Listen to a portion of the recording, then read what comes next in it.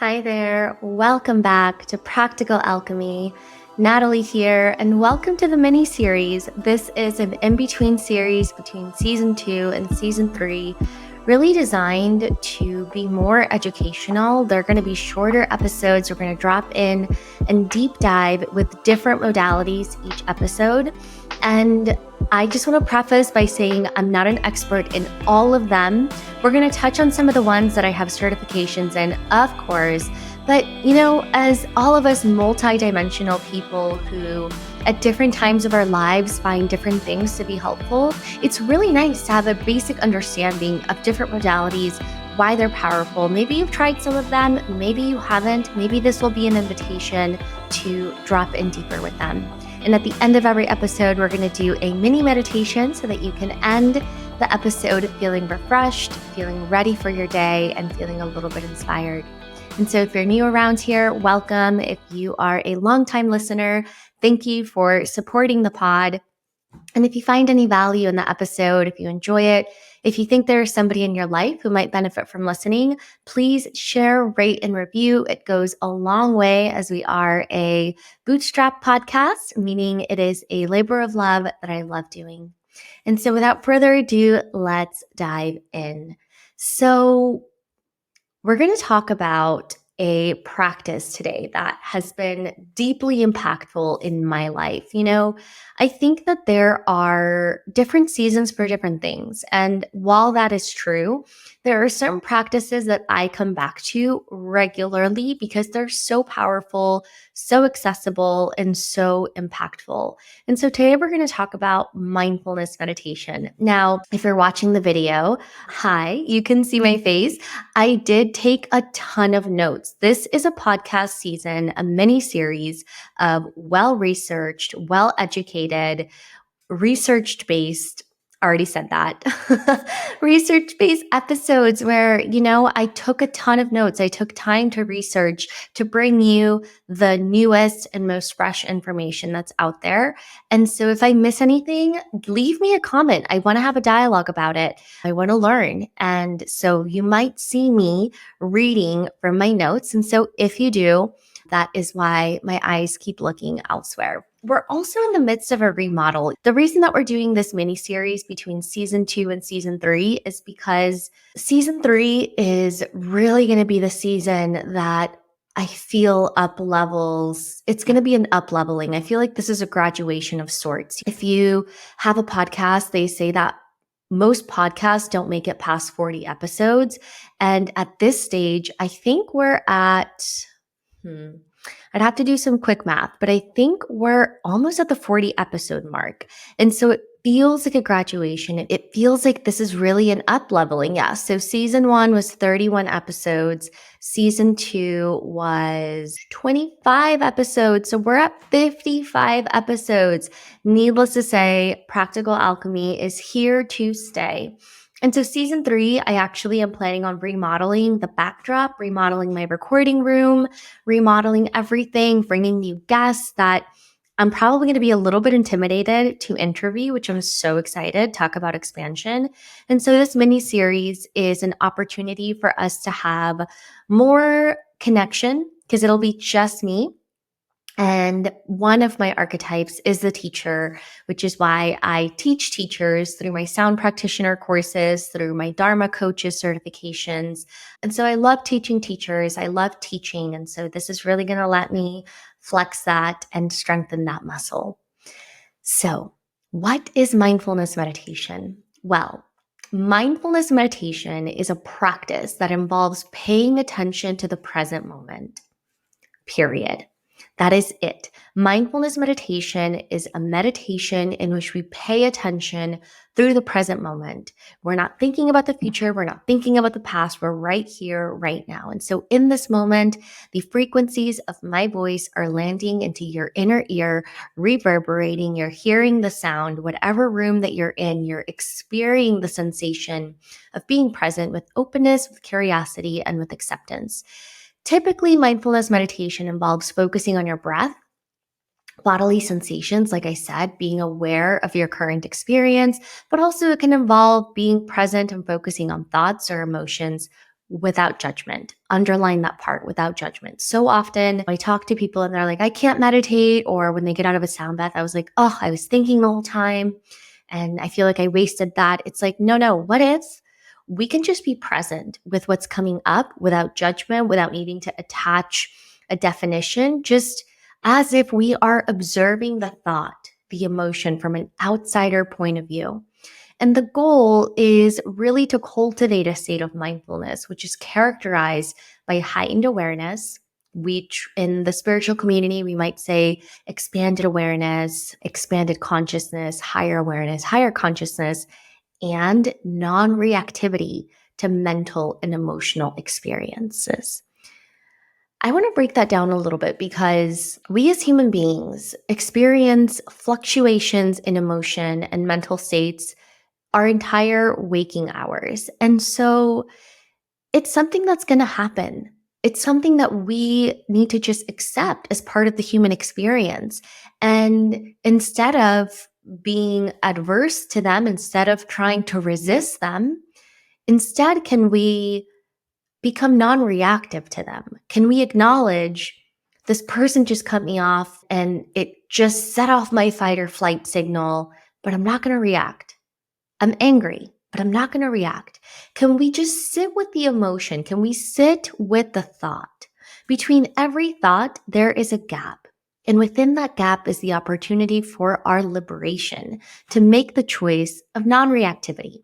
And the thing is, this takes practice, right? It's not like anyone is immune to the external forces of the world, to stressors, to anxiety, to stimuli.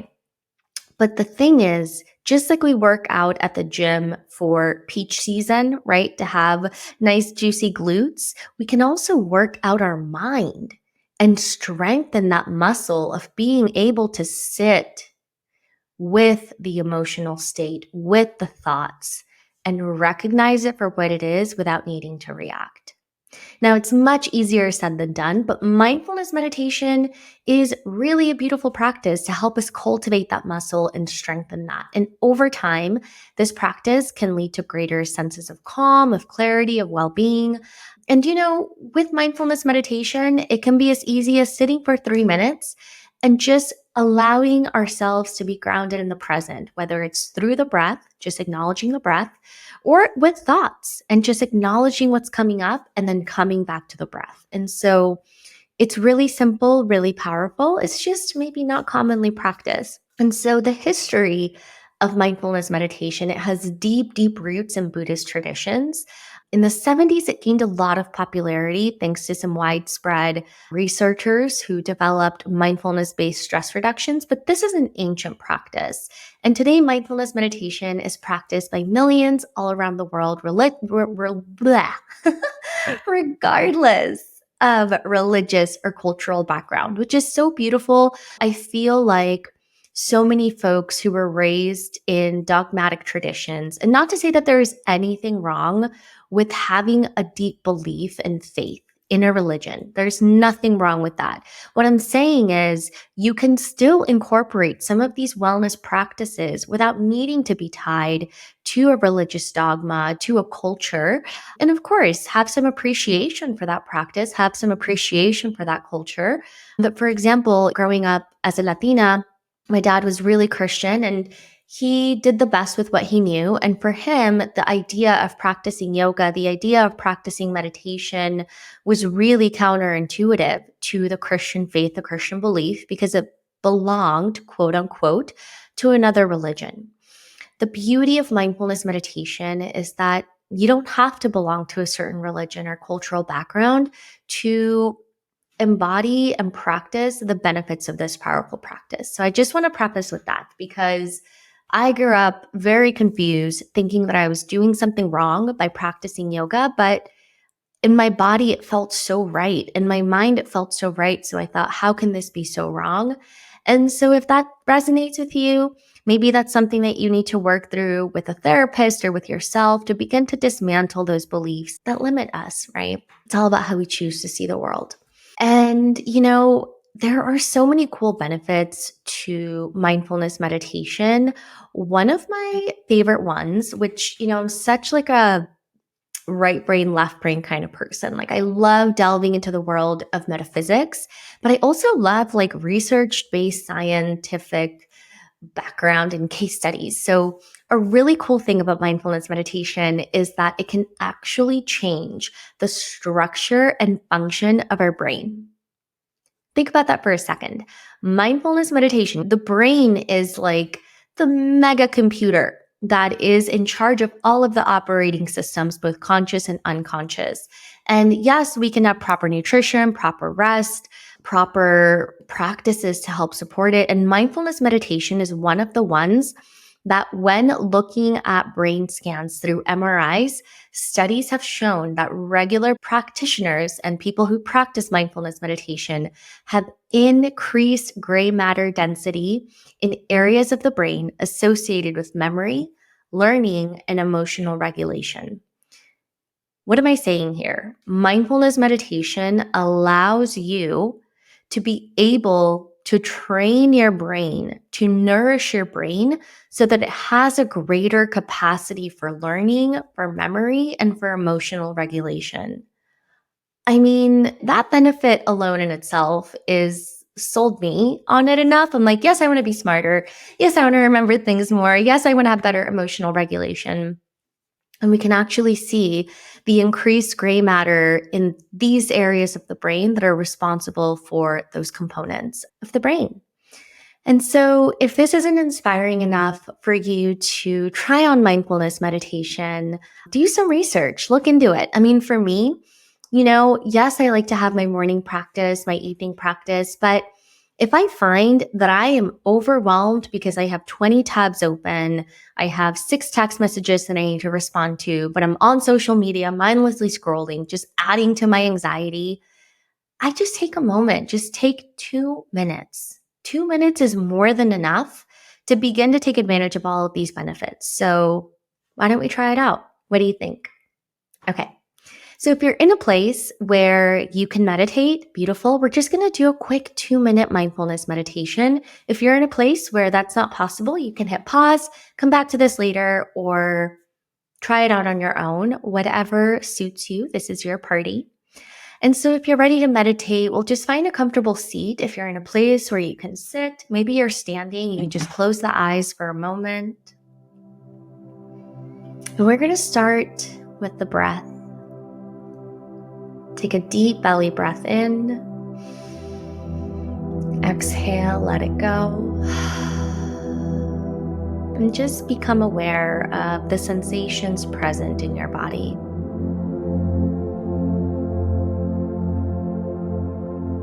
Noticing where the breath is most present right now. Maybe the breath is most present at the base of the nostrils, in the rise and fall of the belly and the chest. Just notice your breath. That is all you need to do. Maybe it helps as you breathe in to think, now I'm breathing in. As you breathe out to think, now I'm breathing out.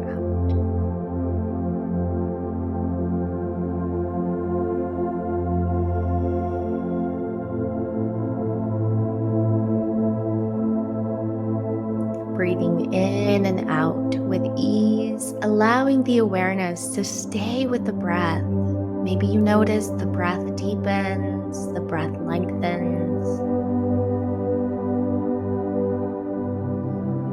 You're doing so good. If any thoughts arise, notice them as you might notice the wind. And just as quickly as it comes, it goes. Not attaching yourself to the thought, simply coming back to the breath.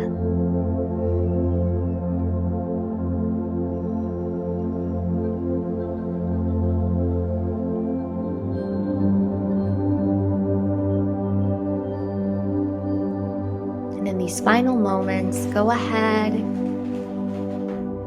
and take 3 more conscious breaths, breathing in and out,